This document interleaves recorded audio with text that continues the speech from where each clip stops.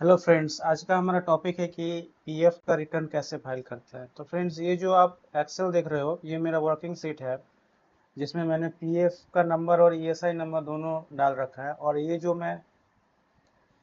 जो एक्सेल है, ये जो है पीएफ रिटर्न का एक्सेल है, ठीक है। जिसमें यूएन नंबर, मेंबर्स का name, gross wages, EPF wages, EPS wages, EDLI जो भी है, मतलब कि ये फॉर्मेट है प्रॉपर। तो इसी फॉर्मेट में आपको पीएफ रिटर्न अपलोड करना होता है, ठीक है। ये जो है मैंने जून का फॉर्मेट लिया हुआ है। तो एक रो का क्या है कि मैं कॉपी करके इसको पेस्ट कर ले रहा हूँ। ये आगे जाके कोई इशू आएगा तो हम लोग इसको चेक कर सकते हैं। अब क्या करेंगे ना, कि पहले ये जो वेजेस वगैरह है जो भी है, इसको एक बार हम इसको डिलीट कर देते हैं, ठीक है। क्योंकि हमें जुलाई का इनकॉर्पोरेट करना है यहाँ पे, क्योंकि हमारे मेंबर्स वगैरह सेम है तो इनकॉर्पोरेट करना है। तो इसमें जो है हम वी लुकअप लगाएंगे, वी लुकअप का फॉर्मूला। तो ये जो भी यूएन नंबर है उसको नंबर में हमने कन्वर्ट कर दिया इसको, है ना। तो अब वी लुकअप का फॉर्मूला लगा के उस सीट में जाके, जैसे कि ये ई वाला रो, ई वाला कॉलम है तो 1 इसको मानेंगे, एफ को 2 मानेंगे। इस तरह से हमें वेजेज में जाना है। तो इस हिसाब से ये शायद सेवन सेवन कॉलम बनेगा, सेवेंथ कॉलम बनेगा। तो यहाँ पर 7 लिख दिए, उसके बाद कॉमा डाल के जीरो करके कॉमा बंद करके ये कर दिए। तो हमारा देखो वहाँ से भी लुकअप से ये अमाउंट आ गया वो वेजेज का, ठीक है। अब इसी को क्या करेंगे, कॉपी करके सारे रो में पेस्ट कर देंगे। तो हमारा टोटल का टोटल जो है, ये देखो हमारा सम जो आ रहा था यहाँ पे, वो मतलब कि वहाँ उससे टैली होना चाहिए। अब इसको क्या करेंगे कि जो ग्रॉस वेजेज आ रहा है उसको ईपीएफ वेजेज और ईपीएस वेजेज, ईडीएलआई वेजेज सबको कॉपी कर देंगे। इसमें एक ध्यान रखिएगा, अगर आपका ग्रॉस वेजेज 15,000 से ऊपर है तो उसको 15,000 ही रखना है। 16,000 है तो 15,000 रखना है, ठीक है। और 15,000 से नीचे है तो उसको मतलब जितना है उतना ही रखना है। तो अब देखो ये चेक कर रहा था मैं कि ये सही हो रहा है कि नहीं हमारा फार्मूला, है ना। तो फार्मूला में देखो ये जो पीएफ जो है ये वाले जी वाले कॉलम में 12% का लगेगा और एच वाले कॉलम में 8.33 का लगेगा। और आई में ये दोनों का डिफरेंस लगता है, ठीक है। तो इसको मैंने डिलीट कर दिया, ये एक्स्ट्रा रो था हमारा, इसको हम डिलीट कर दिए। ऊपर जाएंगे और P F E S I contribution में हम क्या करेंगे कि अब जो P F E P F contribution है उसमें फॉर्मूला लगाएंगे। ई पी एफ कंट्रीब्यूशन जो है ई पी एफ बेजेस का 12%, ठीक है, इंटू 0.12। उसके बाद इसको क्या करेंगे, पूरे रो में कॉपी कर देंगे तो हमारा पूरा रो में आ गया। उसके बाद ई पी एस का 8.33 मतलब 8.33, तो इसको 0.0833 कर देंगे तो ये ले लिया। और इसको कॉपी करके हम पूरे रो में इसको पेस्ट कर देंगे फिर, ठीक है। तो हमारा पूरे रो में ये जो है फॉर्मूला लग जाएगा, है ना।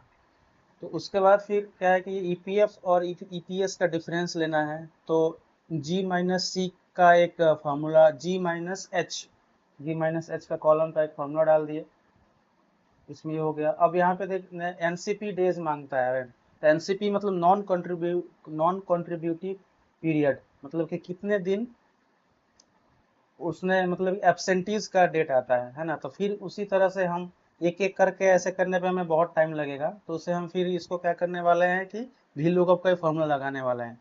सबसे पहले हम ये देख लेंगे कि हमारा ये जो एनसीपी डेज है वो सही आ रहा है कि नहीं। ये तो हमने पिछले फॉर्मेट में ही कर रहे हैं, तो जो लास्ट फॉर्मेट है उसमें 25 दिन का हमारा वर्किंग डेज था। बट जुलाई में एक बार देख लो कितना वर्किंग डेज आ रहा है, ठीक है। तो जुलाई में जो 31st का है, 31st डे का है, और इसमें 4 डेज माइनस करोगे तो 27 डे का तुम्हारा, मतलब कि ये आएगा 27 डेज का हमारा वर्किंग पीरियड आएगा, ठीक है। तो इसको क्या है कि हमें यहाँ पे फॉर्मूला में चेंज करना है कि 27 माइनस वर्किंग डेज, ठीक है। तो हमने देख लिया। तब क्या करेंगे कि यहाँ पे फॉर्मूला में हम चेंज करेंगे 27 माइनस वर्किंग डेज वाला, ठीक है। तो इसको क्या करेंगे कि फिर पूरे कॉलम में इसको, पूरे रो में इसको कॉपी पेस्ट कर देंगे। तो हमारा ये जो है सही वाला है, करेक्ट वाला एनसीपी डेज आ गया, ठीक है। अब क्या करेंगे कि एनसीपी डेज को फिर वी लुकअप यूज करेंगे, वी लुकअप करेंगे। उसके बाद यूएन नंबर हमारा कॉमन है, यहाँ पे है यूएन नंबर, इस सीट में भी आ रहा है।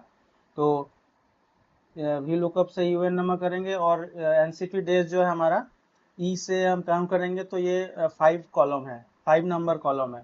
तो इसको क्या है कि कॉमा डाल के 5 लिखेंगे, पूरे एरिया को सेलेक्ट करेंगे, कॉमा 5, फिर कॉमा 0, उसके बाद ब्रैकेट क्लोज कर देंगे, तो हमारा ये फॉर्मूला लग गया। और इसको पूरा कॉपी पेस्ट कर देंगे पूरे रो में, ठीक है। तो हमारा ये जो है लगभग इसमें काम हमारा ओके हो गया। और रिफंड ऑफ एडवांसेस में 0 रहेगा। हमारे केस में अभी कुछ ऐसा है नहीं, तो सब 0 हो गया। तो ये हमारा जो सीट है ये ओके हो गया अभी, है ना। अब इसको क्या करना है कि जो भी हमारा इसमें जो भी हमने ये फॉर्मूला लगाया हुआ है, इसको हम एज ए टेक्स्ट कर देंगे, मतलब कि एज ए वैल्यू कर देंगे। कोई फॉर्मूला नहीं रहना चाहिए हमारे सीट में, तो कॉपी करके हमें एज ए वैल्यू कर दिए। और ये जो नंबर है, इसको नंबर को हम कन्वर्ट करेंगे टेक्स्ट में। तो डाटा मेनू में जाओगे तो आप टेक्स्ट टू कॉलम का एक ऑप्शन आता है डाटा में। डाटा में ये टेक्स्ट टू कॉलम का ऑप्शन आता है, या इसका शॉर्टकट है अल्ट ए ई। पूरे रो को सेलेक्ट कर लो, पूरे कॉलम को, और उसका शॉर्टकट है अल्ट ए ई, ठीक है।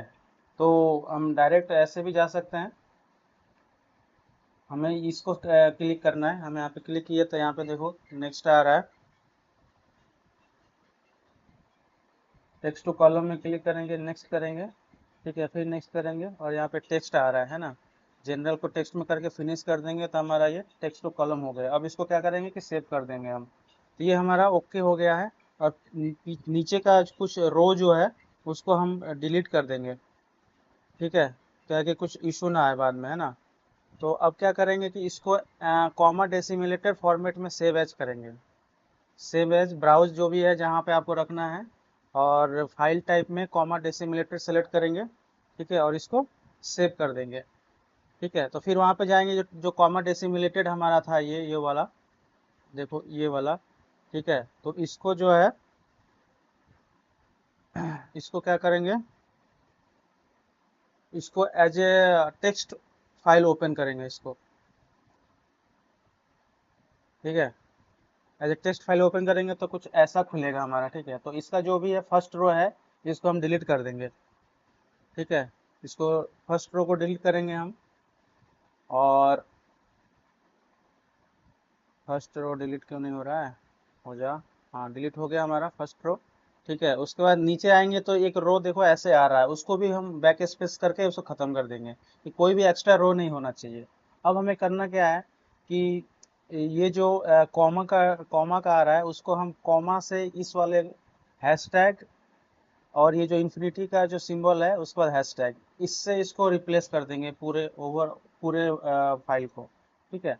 अब ये हमारा हो गया। अब इसको क्या करेंगे कि सेव एज करके, इसको जो भी आप नेम से सेव करना चाहते हो, as a text file save होगा, ठीक है, उसको सेव कर देंगे हम उसी उसी लोकेशन में। ये सेव हो गया। तो हमारा ये जो टेक्स्ट फाइल यही अपलोड होने वाला है, ठीक है। अब ये हमारा वर्किंग ओके हो गया। अब हम जाएंगे पीएफ के पोर्टल पे। पीएफ के पोर्टल पे लॉगिन करेंगे। पीएफ के पोर्टल में लॉगिन करेंगे, पीएफ एम्प्लॉयर लॉगिन क्लिक करेंगे इसमें। उसके बाद इसका लॉगिन आईडी पासवर्ड डाल के हमें इसको लॉगिन करना है। कैप्चा डालेंगे, साइन इन करेंगे। और अब क्या है कि फ्रेंड्स, ये हमेशा एवरी टाइम आपसे 6 डिजिट का एक कोड पूछेगा, जो भी रजिस्टर्ड मोबाइल नंबर होगा। तो आपको अपने क्लाइंट से ये मोबाइल नंबर का ओटीपी मांगना पड़ेगा हर टाइम, और ये कैप्चा डाल के सबमिट करेंगे तभी हमारा लॉगिन हो पाएगा। तो हम अभी ओटीपी मांग रहे हैं क्लाइंट से। ओटीपी उन्होंने दे दिया है। अभी अभी हम डाल के इसको, कैप्चा डाल के इसको लॉगिन करेंगे, 3CDE, उसके बाद सबमिट करेंगे, है ना। हमारा ये अब ओपन हो गया। अब हम जाएंगे डैशबोर्ड में, नहीं, ये पीएफ में, पेमेंट में ईसीआर वाला ऑप्शन में, ठीक है। और उस वाले फोल्डर का जो लोकेशन है उसको हम एक बार से उसको एक बार से हम ये कॉपी कर लेंगे इस लोकेशन को, ठीक है, कि हमें उसको अपलोड करने में इजी हो। तो हमें ECR अपलोड में क्लिक करना है यहाँ पे आके, और ECR अपलोड में क्लिक करना है और मंथ सेलेक्ट करना है कौन से महीने का। हम जुलाई 2024 का कर रहे हैं और 7 अगस्त इसका सैलरी डिस्ट्रीब्यूशन डे था। देखो मैं यहाँ पे उसको कॉपी कर लिया लिंक, ये चूज कर लिया 12% करके, ECR रेट 12% और जुलाई 2024 लिख दिया और अपलोड कर दिया। ठीक है, और देखो हमारा ये फाइल वैलिडेट सक्सेसफुल हो गया। अब हम इसको ECR स्टेटमेंट डाउनलोड करेंगे। इसमें क्या है कि एम्प्लॉय वाइज सारा डिटेल आ जाता है। फिर हम उसके बाद प्रिपेयर चालान करना है। प्रीपेड चालान में क्या है कि सब कुछ फील्ड होता है, बट ये एडमिनिस्ट्रेशन का जो EDLI चार्जेज है वो मिनिमम 500 होता है, वो हम डाल दिए। और यहाँ पे जो है total number of employee of the month डालना है। तो 46 UN है, बट एम्प्लॉय कितना काम किया था, 43 काम किया था। ठीक है, तो हमें इसको क्या करना है कि 43 नीचे लिखना है यहाँ पे। ठीक है, यहाँ पे 43 लिख दिए और चालान क्रिएट कर लिए। तो हमारा ये जो है चालान जनरेट हो गया। फाइनलाइज करेंगे, ओके करेंगे और रिसिप्ट करेंगे तो ये हमारा मेन चालान जो है वो जनरेट हो जाएगा। और पेमेंट के लिए जाएंगे, पे करेंगे, अपना बैंक सेलेक्ट करेंगे, कंटिन्यू करेंगे। उसके बाद internet banking, maximum internet banking करेंगे। अपना पर्सनल है, ये कॉर्पोरेट है हमारा, तो पर्सनल आईडी से हो रहा है, तो कंफर्म करेंगे आईडी पासवर्ड डाल के। अब OTP डालेंगे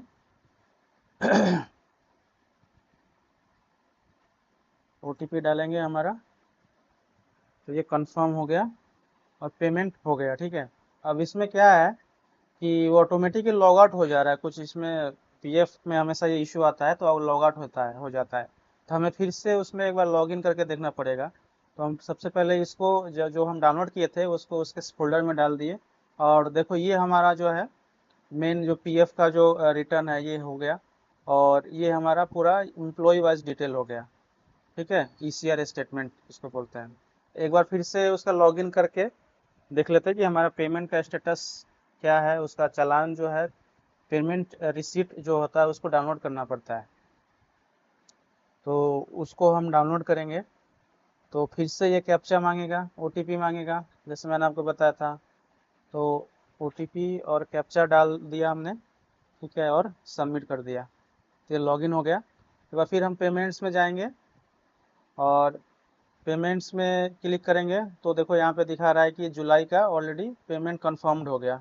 ठीक है, अब यहाँ पे जो पेमेंट रिसीट है, ठीक है, इसको डाउनलोड कर लेंगे, है ना, क्योंकि क्लाइंट्स को ये देना ज़रूरी है पेमेंट रिसीट। इसी में और टैक्स ऑडिट वगैरह में ये जो रिसीट है ये यूज़ होता है। इसमें डेट ऑफ पेमेंट ये बहुत बड़ा प्रूफ होता है PF का। तो और मैंने एक डैमेज का भी पेमेंट किया हुआ था 5,000 का। तो ये इनका कुछ भी डिले होता है ना PF रिटर्न का, तो ऑटोमेटिक डैमेज का चालान जनरेट मतलब ऑटोमेटिक कैलकुलेट करके आता है, हमें चालान जनरेट करना पड़ता था। हमने ये 5,000 का चालान जनरेट किया हुआ था और ये रिसिप्ट मैंने डाउनलोड कर लिया। ठीक है, तो आपका क्या करेंगे कि उसको जो भी है कॉपी करके हमें अपना जो भी फोल्डर है जुलाई के मंथ में हम कर लेंगे। इस तरह से क्या है कि आपका सब काम अरेंज होता है फोल्डर में, सब हर महीने का फोल्डर का अगर डालते रहोगे तो। ठीक है, बाद में कभी भी कुछ यूज़ हुआ तो आप यूज़ को ले सकते हो। अब देखो ये फ्रेंड्स यही है हमारा पेमेंट रिसिप्ट PF का। इस इतना आपको रिसीव करने के बाद हमारा जो है काम पूरा होता है PF का रिटर्न। तो फ्रेंड्स होप आपको ये वीडियो पसंद आया होगा। वीडियो को लाइक करें एंड चैनल को सब्सक्राइब करें। Thank you.